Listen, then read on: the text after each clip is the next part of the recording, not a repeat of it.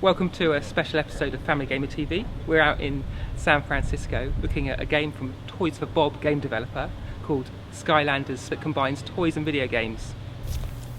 Thank you. And this is based on the Arduino open source platform. It was done using Arduinos. And we had an engineering house do this version, which is just the circuit board, but wires came out of it and stuff. Then when we started getting ready for manufacturing, we went to this one, which was designed by Red Octane and a group of ours in China. So I did the prototyping, but the engineers actually turned it into a real product where they do the safety standards and the interference, electrical interference, and that kind of stuff. I'm happy to have the engineers do that. That was hard.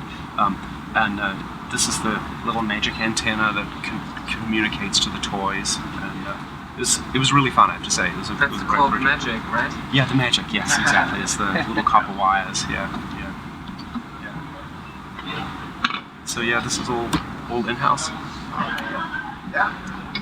How long was the process from going from your breadboard to Oh gosh, product? I spent a couple of months getting the prototype to work, and our first communication efforts were done through the Wiimote. So I've got some destroyed Wiimotes, prototype Wiimotes here that we used to do it.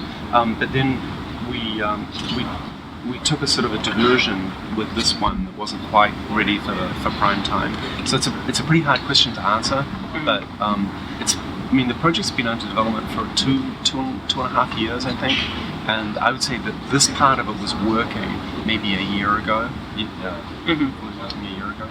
So was it that an earlier edition was going to use the Wiimote to communicate? Yes, yeah, we were going to communicate through the Wiimote. Which I guess would have the benefit of reducing components and reducing costs by reusing that. Yeah, but gameplay-wise, it was nowhere near as much fun, because you had to connect to the Wiimote and the wires, and you'd be like wiggling the Wiimote and throwing toys off the portal and stuff. So yeah, it was a temporary solution, but it was fun. And were you also involved in the 3DS, I presume? How does that differ, that technology? It's the same. The inside of the portal is largely the same. It's the same technology, but we internally Toys for Bob did the Wii version, and the 3DS was Vicarious Visions. It was Vicarious Visions, and the engineering group made a special version of the portal, which is smaller, but it otherwise contains the same stuff.